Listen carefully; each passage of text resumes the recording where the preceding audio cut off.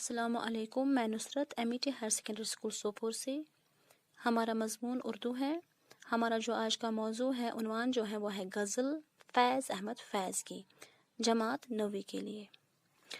پہلے فیض احمد فیض کے بارے میں بتا دوں کہ ان کی پیدائش 13 فروری 1911 کو سیالکوٹ میں ہوئی۔ ان کا انتقال 20 نومبر 1984 کو لاہور میں ہوا۔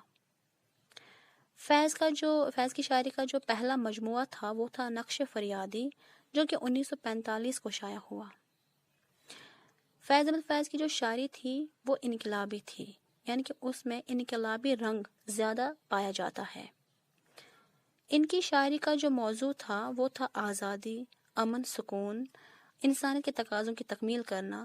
یہ چیزیں فیض احمد فیض کی شاعری کے اہم موضوع تھے۔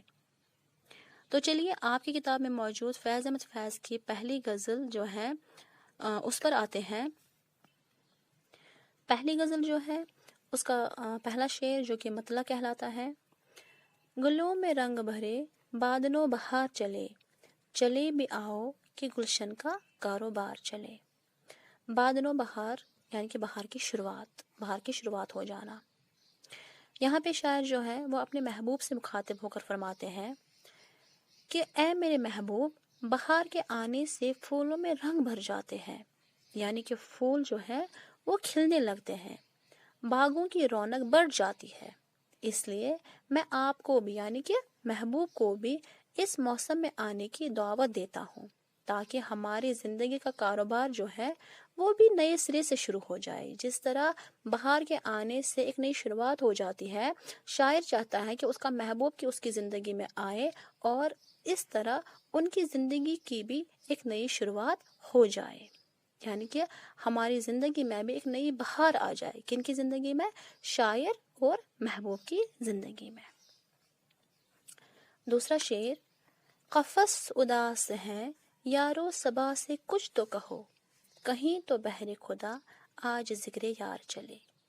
قفس کا مطلب ہوتا ہے قید خانہ یا پنجرہ، صبا کا مطلب ہوتا ہے صبح کی ہوا۔ یہاں پہ شاعر جو ہے وہ فرماتے ہیں کہ میرا قید خانہ محبوب کی یاد کے بغیر اداس معلوم ہوتا ہے۔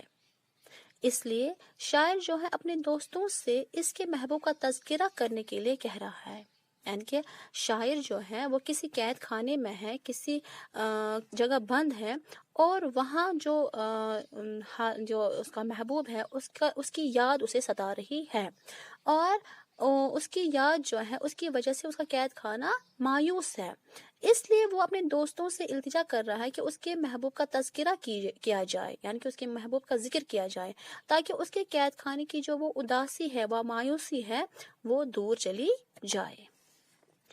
تیسرا شعر: کبھی تو صبح تیرے کنج لب سے ہو آغاز، کبھی تو شب سرکاکل سے مشکبار چلے۔ کنج لب کا مطلب ہوتا ہے مسکراہٹ، یعنی کہ یہاں پہ تشبیہ دی گئی ہے مسکراہٹ سے۔ دراصل اس کا مطلب ہوتا ہے کہ جب ہم مسکراتے ہیں، مسکرانے کی وجہ سے جو ہمارے ہونٹوں کے جو کونے ہیں وہ نمایاں ہو جاتے ہیں، اسے کنج لب کہتے ہیں۔ سرکاکل، سر کے آگے جو بال ہوتے ہیں لٹکے ہوئے، سر کے آگے والے لٹکے ہوئے بال، انہیں کہتے ہیں سرکاکل۔ مشکبار یعنی کہ خوشبودار۔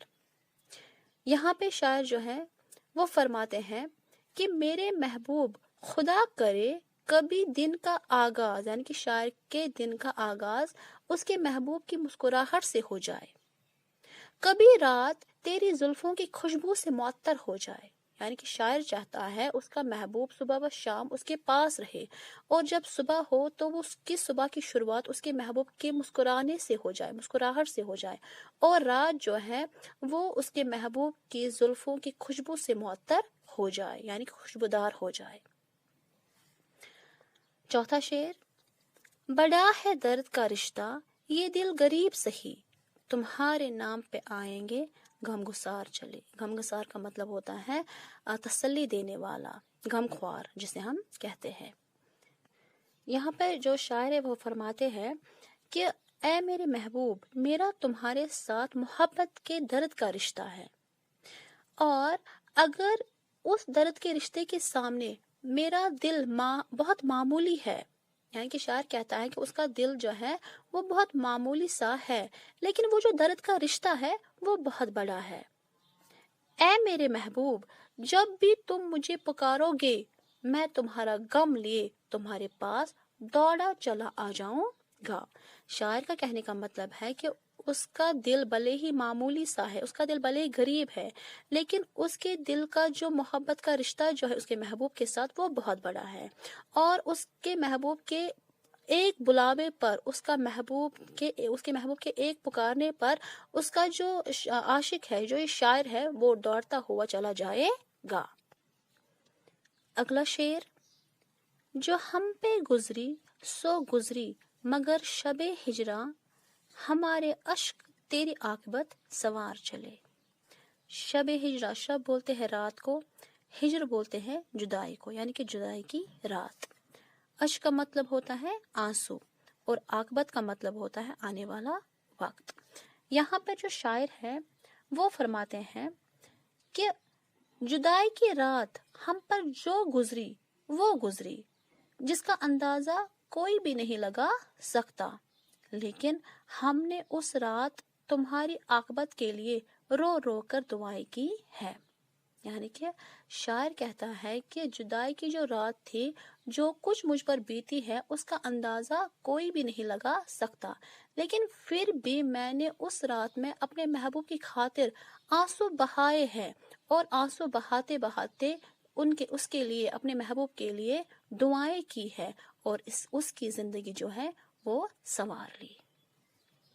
اگلا شعر جو ہے: حضور یار ہوئی دفتر جنوں کی طلب، گرہ میں لے کے گرے باں کا تار تار چلے۔ حضور یار یعنی کہ محبوب کی خدمت میں حاضر ہونا۔ یہاں پہ فیض احمد فیض فرماتے ہیں کہ میرے محبوب کی خدمت میں جب سارے دیوانوں کو بلایا گیا تاکہ ان کی دیوانگی کا اندازہ لگایا جا سکے، یہ خبر جب مجھے ملی تو میں بھی اپنے محبوب کے دربار میں اپنے گریباں کا تار تار سمیٹ کر پہنچا تاکہ میرے محبوب کو میری دیوانگی کا احساس ہو سکے۔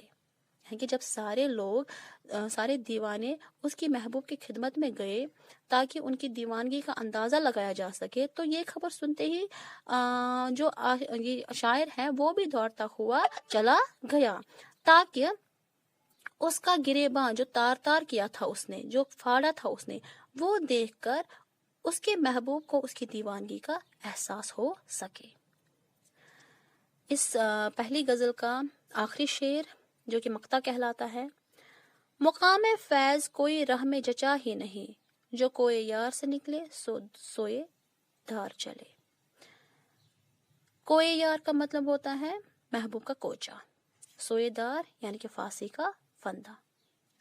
غزل کا مقطع ہے، اس میں فیض احمد فیض کہتا ہے کہ میں محبوب کے کوچے سے جب نکلا تو راستے میں جو بھی جگہ ملی وہ میری نظر میں جچی ہی نہیں، یعنی کہ محبوب کے کوچے کے بغیر اسے کوئی بھی جگہ اچھی ہی نہیں لگی، یہاں تک کہ مجھے اپنی محبوب کی چاہت کے راستے میں پھانسی کے فندے، پھانسی کے تختے تک بھی پہنچنا پڑا۔ یہی وہ جگہ تھی جو میری منزل مقصود تھی، یعنی کہ شاعر کو لگتا ہے اس کی محبوب کی چاہت میں اگر اسے پھانسی کے تختے تک بھی پہنچنا پڑا تو وہی جگہ اس کی منزل مقصود ہے، اور بالآخر میں نے اسے پا ہی لیا۔ اور شاعر کہتا ہے آخرکار میں نے اسے پا ہی لیا، اس منزل مقصود کو، یعنی کہ اس کے محبوب کی چاہت میں اسے پھانسی کے تختے تک پہنچنا پڑا، اور یہی اس نے اپنی منزل مقصود سمجھی، اور بالآخر اس نے اس منزل مقصود کو پا ہی لیا۔ یہاں پر آپ کی جو یہ فیض احمد فیض کی غزل نمبر 1 ہے وہ مکمل ہو جاتی ہے۔ فیض احمد فیض کی ہی دوسری غزل کے ساتھ اگلی ویڈیو کے بنا کر میں آپ تک پہنچا دوں گی، تب تک آپ خوش رہے، اللہ تعالیٰ کامیابی دے۔